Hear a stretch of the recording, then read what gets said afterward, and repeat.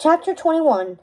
Morning came too soon, the sun showing no mercy as it blasted through her window and onto her face. At first, Marian considered pulling the blankets over her head to combat this rude interruption to her slumber.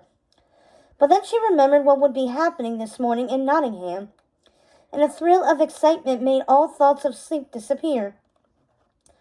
She got out of bed, humming to herself as she slipped on her gown and brushed her fur. When she emerged from the bedroom, she found Cluck sweeping away the ashy footprints they'd made when returning through the fireplace the night before. Her attendant looked up and smiled at her. "You're in a good mood this morning," she noted. "And why wouldn't I be?" Marian replied airily. "The sun is shining.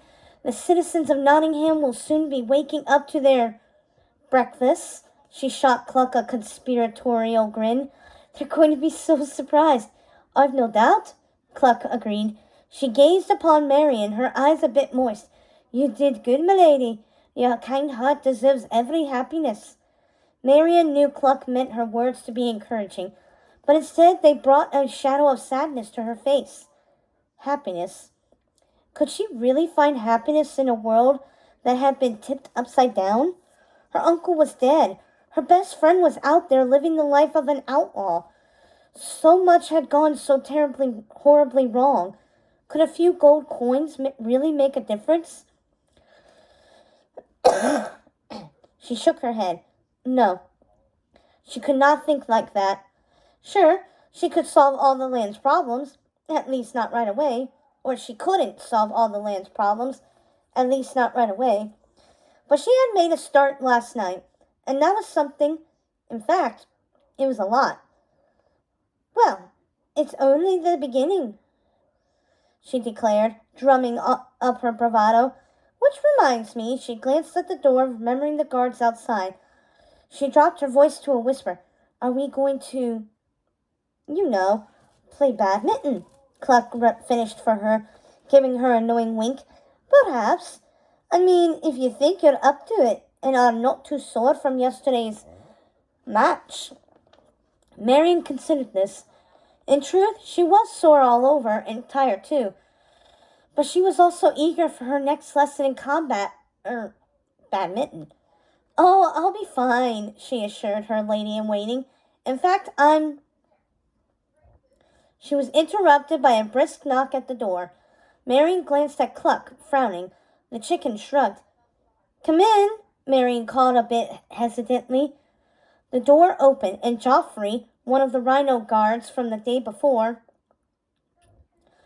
stepped into the room, clearing his throat loudly.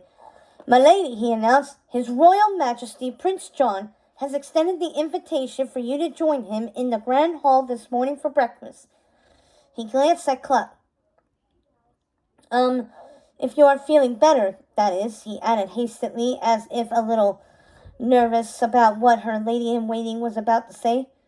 "Feeling better?" Marian asked, cocking her head. "Yes," Cluck said quickly, discreetly shooting her a look. "You know, last night you were too ill to go to dinner, remember? You were sound asleep when they came to ask, but I let them know."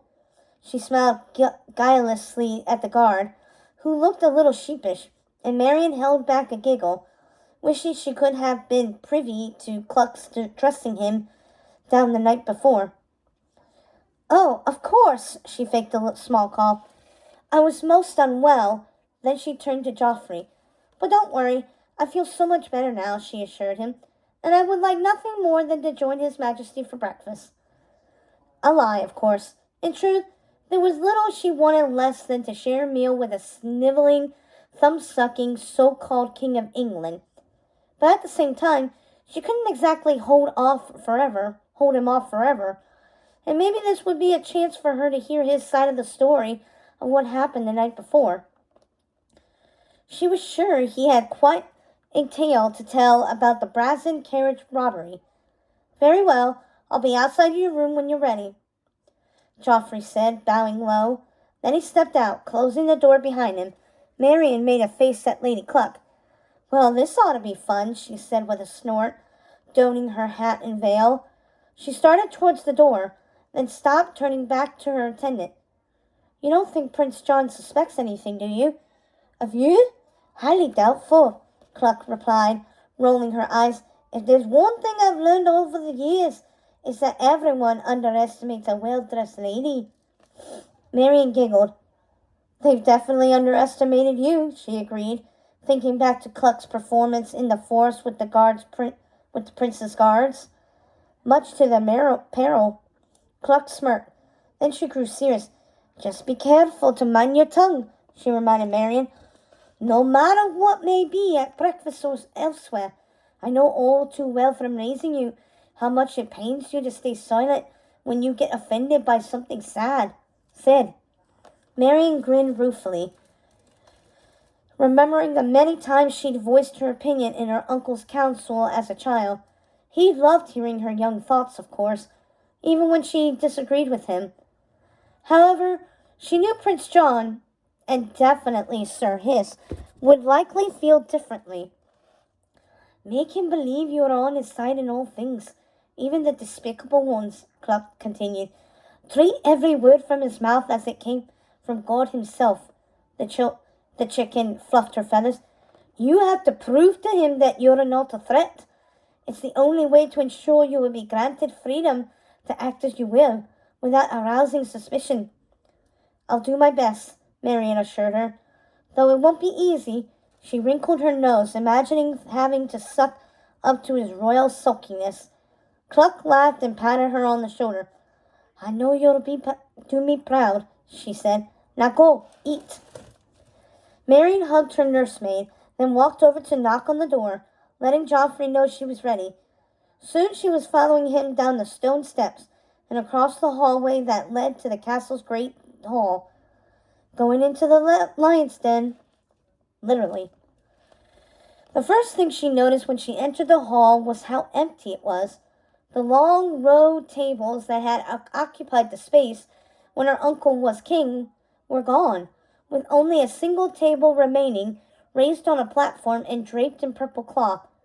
There Prince John sat alone, surrounded by enough food to feed an entire town. Platters of fish, great hunks of cheese, fresh fruits and vegetables, and sugary desserts filled every space. Marian thought back to the times she'd dined in this room in the past, when the hall seemed almost alive. So packed it was with nobles and knights and even town's animals eating and drinking and making merry. Her uncle had always said he hated to eat alone and felt it was only right to share the king's bounty with as many as possible. But Prince John had never liked to share. She watched him from the edge of the room as he half-heartedly gnawed on a fish skeleton, his crown once again falling over his eye. He had slumped over the table and looked exhausted, as he'd gotten even less sleep than she had. She drew in a breath, squared her shoulders, and lifted her snout, ready herself to play the part of the dutiful lady of the court. "Good morning, Your Majesty," she said, curtsying prettily before crossing to the raised platform. "How are you this fine day?" Prince John startled at her voice. He jerked to attention, pushing his ill-fitting crown back to the top of his head. "Well, well," he said, his voice slow and sulky. "There you are. Nice of you to join me at last." He watched her as she gracefully stepped up onto the platform and went to the place that had been set for her. "You look very fresh and well-rested," he muttered. "I assume this means you are no longer ill?" "I am well, thank you, Your Majesty," Marian assured him, slipping into her seat. "I had a good rest and a long soak in the tub. It does wonders to revive oneself after a long journey." Prince John's eyes narrowed. He peered at her closely. "For someone who has just bathed, you are quite dusty," he remarked suspiciously. Marian winced, realizing she'd taken her bath before her adventures through the forest. She reached up, brushing her face with her paw. "Oh," she cried. "Yes. Well, my room clearly hasn't been used in a while," she explained. "I'm afraid the dust was quite thick on some of the surfaces." Prince John frowned. Really? I told my staff to give it a full cleaning, he cried, looking angry. Someone has shirked their duties. It's all right, Marian said quickly, not wanting to get a staff member in trouble with her lies. I've tasked Lady Cluck with giving it a thorough once-over. She is quite the professional, and I'm sure by the end of the day I will be able to see my reflection in all the surfaces. If not, I'm happy to offer you a new room, Prince John told her, still looking a little annoyed. You are my brother's niece, after all, practically family, and in my castle, I believe everyone should be treated with respect. A serving rabbit stepped up beside him to clear his plate. The lion shot out a paw, knocking the rabbit backwards. Did I say I was done? He growled. The rabbit bowed his head and scampered off in the other direction. Marian stifled a grimace. I appreciate your generosity, she assured the lion through gritted teeth. And I love that you've given me back the chambers of my youth. They feel like home, and I wouldn't change them for the world. Also, I don't want to lose my secret escape route, she thought.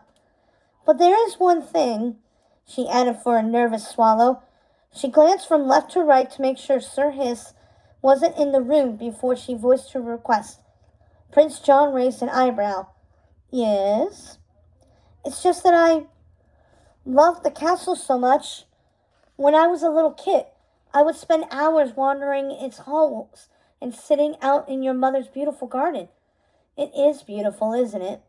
Prince John agreed, his eyes wistful. Mummy used to read to me under the old apple tree. She loved that tree. I love it too, Marian said, maybe a little too eagerly. She tried to temper her tone. Which is why I wanted to ask you this favor. Of course, Prince John said, smiling dreamily, likely still thinking of his mother. Ask away. Well, I would like to be given free reign of the castle during my stay, she explained, and not be limited to my rooms, lovely as they are. She looked Prince John in the eye, her own eyes wide and innocent. Would that be all right with you, Your Majesty? Prince John grinned widely. Of course, he declared. I don't know what Sir Hiss was thinking, keeping you in your rooms. You're a noble lady of the court, like my own dear old mother. You should be able to enjoy her gardens and all the castle has to offer. Marian laid a paw on his arm. You are so kind, she said, and so generous. I am forever in your debt. She was impressed she didn't vomit into her mouth as she said the last part. Oh, think nothing of it, Prince John beamed, utterly charmed. It's the least I can do for my dear departed brother's niece.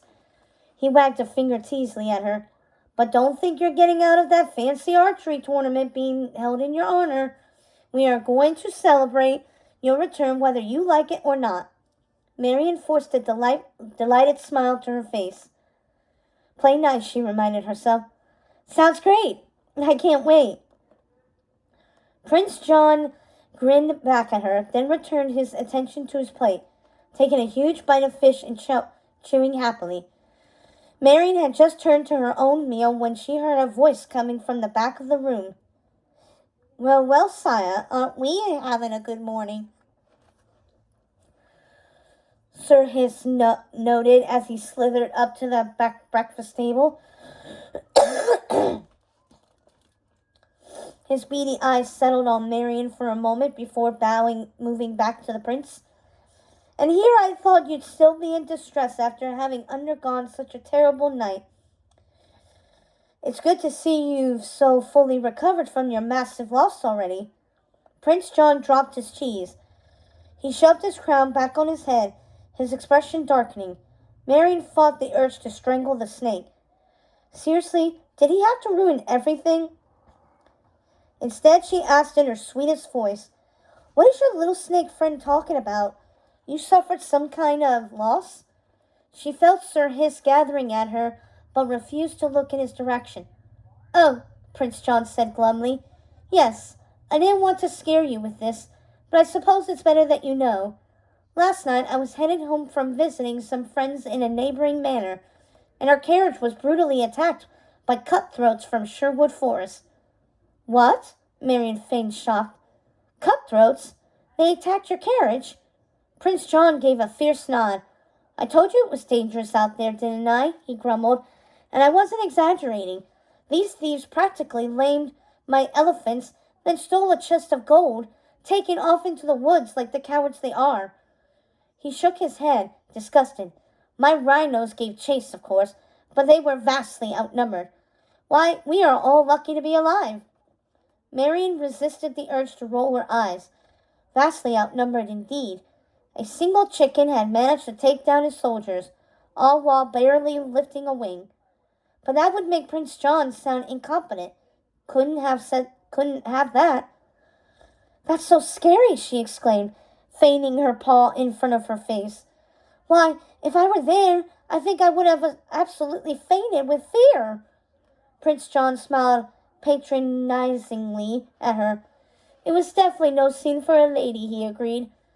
Though, of course I would have protected you. Of course you would have, she thought. But she said, Did you identify the bandits at least? She held her breath, waiting for his answer. I did, Sir Hiss replied haughtily, and they're going to pay for their crimes against the crown.